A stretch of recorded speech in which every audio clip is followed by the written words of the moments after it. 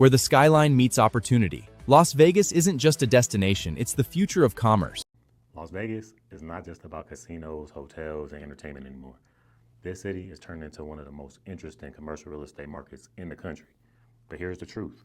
Not every submarket is worth your money. Some areas in Vegas are overpriced, some are overbuilt, and some look good on paper but don't have real demand behind them. So in this video, I'm gonna be breaking down the top Las Vegas submarkets I'd be watching if I wanted to buy commercial real estate.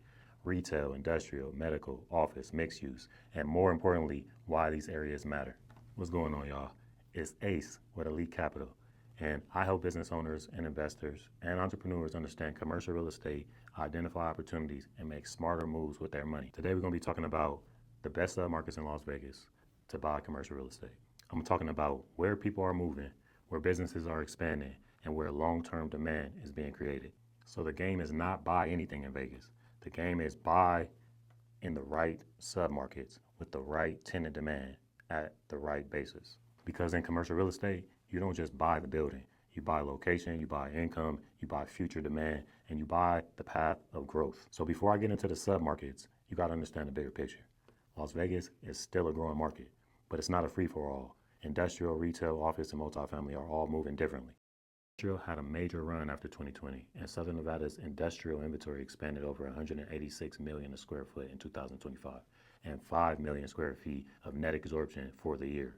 That tells me that industrial is still real, but you have to be careful to not oversupply. Retail market continues to be stable, but selective. Collier said that the demand remained below stronger years of 2019, 2021, and 2022, and they expect the market to remain stable for 2026 without major demand growth. What that means is the best retail deals are going to be found in strong retail growth corridors, not just anywhere with traffic. And office is not dead, but weak office is dead. Southern Nevada office vacancy improved to 11.7% by the end of 2025. Net absorption improved significantly, but tenant demand is shifting towards better located, higher quality suburban spots. All right, so let's get into it. The first submarket I'm watching hard is Henderson, especially Cadence and East Henderson. To me, this area has one of the most and strongest long-term demand stories in the valley.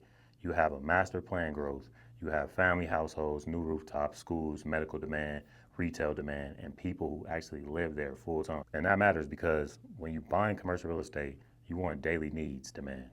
You want doctors, you want dentists, physical therapists, childcare, coffee, fitness, food, salons. You want wellness and service-based businesses. Henderson is strong because it's not just a tourist market, it's a residential-driven market. For the investors out there, I like the neighborhood retail, the medical office, the small office condos, service retail, and anything near major growth corridors. The play here is simple. Follow the rooftops. When families move in, businesses follow. When businesses follow, rents get stronger. When rents get stronger, property values increase. So the second submarket that I would take a look at is Southwest Las Vegas. So that's gonna be your Enterprise, Blue Diamond, Mountains Edge, Southern Highlands, and the 215 corridor. So this is one of the strongest growth corridors in the valley. You have housing growth, income growth, freeway access, and a younger professional demographic. That combination is powerful for retail, medical, flex, and service-based commercial real estate. This is the kind of place where tenants want to be because their customers are already there. The Southwest is also important because retail availability is tight in many residential submarkets. Marcus and Milchip noted that operations are especially tight in the Northwest and Southwest Las Vegas with availability of below 3% entering 2026. That matters because low availability gives landlords pricing power. So if I own a retail center in a tight submarket with a strong household growth, I'm not begging tenants to lease, I'm curating the tenant mix. The third submarket is North Las Vegas, especially Centennial, Scott Canyon, and 95-215 corridor. Now this area has been growing for years, but it still has pockets where commercial supply has not fully caught up with the residential demand. And that's where the opportunity lives. Northwest Vegas has strong family demographic, has great income, long-term residential momentum, and it's one of the strong areas where medical, grocery, anchor retail, restaurants, childcare, fitness services, and all these businesses are. This is also where I like the idea of buying smaller commercial real estate instead of always trying to chase trophy properties. 5,000 to 20,000 square foot strip center in the right pocket can be a beautiful long-term wealth building asset. Why? Because small tenants need space.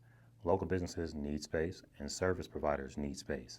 And if the supply is limited and well located, commercial real estate becomes valuable. All right, so the fourth submarket is North Las Vegas, especially around Apex, Speedway, and the I-15 industrial corridor.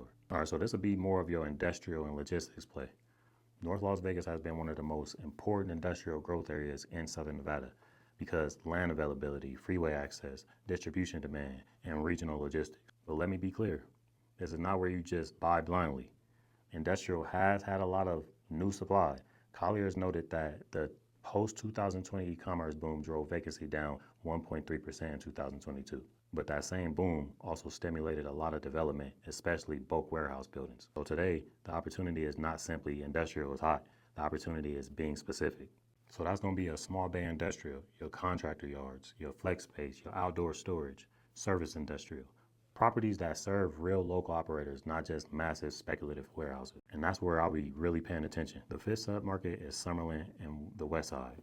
This is one of the highest quality demographics in Las Vegas. You got high income, strong household formation, professional residents, strong retail demand, you got medical demand, and you got lifestyle demand. Now the challenge is that Summerlin is not cheap. You're usually not getting a steal here. You're gonna buy quality, stability, and tenant demand. This is where I like medical office, professional offices, high-end retail, wellness boutiques, fitness, restaurants, and service businesses. Summerlin is not always your highest cash-on-cash return, but it can be one of the best wealth preservations in the market. There's a big difference. Some markets are for aggressive value add, and some markets are for long-term hold quality. Summerlin is more for that long-term hold quality. The sixth submarket is the airport, resort corridor, and the South Strip area. All right, so now this is a unique one. You have tourism, conventions, you have the airport traffic, you have the Allegiant Stadium, you have major events, and you have the proximity to the Strip. But this market is more specialized. You have to know what you're buying. This is where you get into the hospitality, entertainment, you get short-term service businesses, retail, food and beverage, event-related uses, parking, and land. And that can all make sense here. I would be careful with a generic office or a weak retail that depends only on tourists. This is a market where the upside can be huge, but the underwriting is going to need to be super tight. The seventh submarket is downtown Las Vegas in the art district. This one is not for everybody. Downtown has a lot of character. You got your redevelopment momentum.